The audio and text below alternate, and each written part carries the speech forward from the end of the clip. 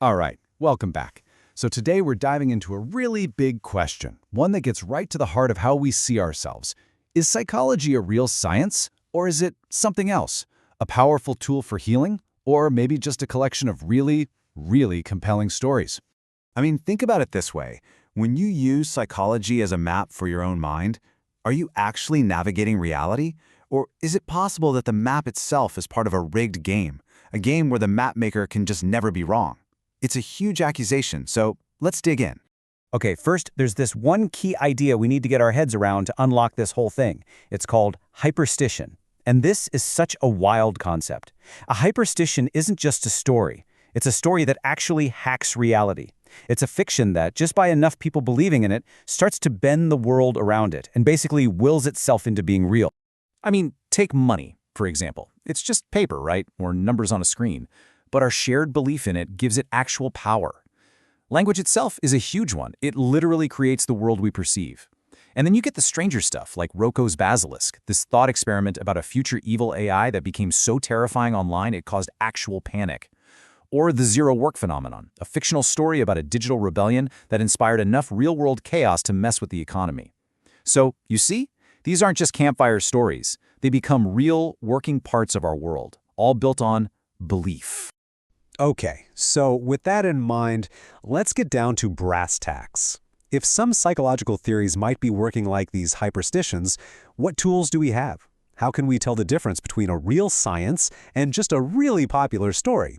How do we spot that rigged game? The psychologist B.F. Skinner just nailed it with this quote. The real core of science isn't about having all the answers or being the smartest person in the room. It's really all about the mindset. It's about being fundamentally okay with being wrong, especially when it's something you really want to be true. And that idea leads us straight to the absolute gold standard for telling science from, well, not science. It's a principle from the philosopher Karl Popper called falsifiability.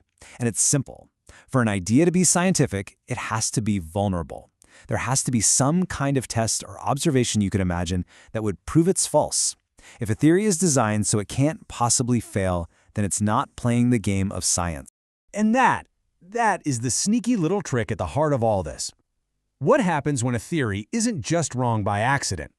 What if it's cleverly built from the ground up to shield itself from any evidence, any criticism, any hint of reality that might contradict it? Well, that's the #1 move in the pseudoscience playbook. The official name for this is an ad hoc hypothesis. The easiest way to think of it is just moving the goalposts. So, some new evidence comes along that totally wrecks your favorite theory. Instead of saying, maybe my theory is wrong, you just invent a brand new rule right there on the spot to explain why that specific piece of evidence doesn't count. You're basically building a fortress of excuses around your idea so that reality can't ever get in and damage it. All right, let's grab our new tool and open up our first case file. We're going to see how this plays out in one of the most famous and, influential fields in all of psychology, classical psychoanalysis. So picture this. You're in a classic psychoanalyst's office. The analyst listens to your dream and says, aha, this clearly means you have unresolved feelings about your mother. And you, the patient, you think about it and say, you know what? No, I really don't think that's it. Now, in most scientific fields, that would be a problem for the theory, but not here. And this is where the trap just springs shut. It's brilliant, in a way. If you, the patient, agree with the interpretation, boom, the theory is confirmed. But if you disagree, well, your denial isn't evidence that the theory is wrong. No, it's just relabeled as resistance, which is a psychological symptom that, you guessed it, also confirms the theory. So you see what's happening here, right? It's heads I win, tails you lose. There is literally no possible answer a patient can give that would ever challenge the core idea. Agreement confirms it, and disagreement also confirms it. It's a perfect, locked-down, unfalsifiable loop. And that is a massive red flag. So that idea that a belief system can just keep confirming itself, that brings us to our next case, which is super fascinating. How do we tell the difference between a moment of genuine, profound insight and a full-blown psychotic delusion? How do we know if we're seeing a meaningful connection or just seeing things? So on one side, you've got this idea from Carl Jung, synchronicity. It's a meaningful coincidence where your inner world and the outer world just click into place in a way that feels profound. And on the other side, you've got apophenia, That's the clinical term for our tendency to see meaningful patterns in just random static. One feels like divine madness, the other is a fractured delusion. This is such a critical question, right? Because both of them involve feeling this incredibly powerful connection between your own mind and the world out there. So, where's the line? Is there some kind of clue, some telltale sign that separates the visionary insight from the clinical symptom? Well, the theory goes that the line in the sand is something called ego inflation. The problem isn't seeing the connection. That can be a beautiful, even healthy thing. The pathology, the break from reality, begins when your ego jumps in and takes credit for it. It's the huge difference between humbly witnessing a beautiful coincidence and starting to believe you are the all-powerful author who made it happen. That loss of humility is everything. Okay, so after all that, where do we land on psychology? Is it science or is it pseudoscience?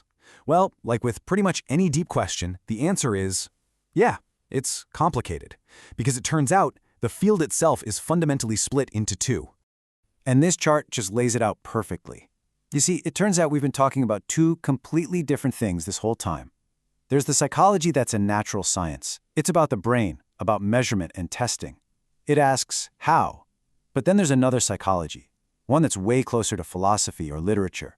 It's about interpreting meaning, about the story. It asks why. So, let's be super clear. The problem isn't that part of psychology is about finding meaning. That's incredibly valuable. The crime, if you want to call it that, happens when a theory of meaning, a why theory, dresses itself up in the clothes of a how theory. It's when a story starts pretending it has the certainty of objective scientific measurement. So let's boil this all down to one final clue. A tool you can actually use in your own life to tell the difference between a meaningful insight that helps you grow and a dangerous delusion that traps you. It all comes down to one of two fundamental mindsets. On one side, you've got the delusion. It builds a fortress. It's rigid. It uses those ad hoc excuses to patch up any holes reality pokes in it, and it absolutely refuses to be proven wrong.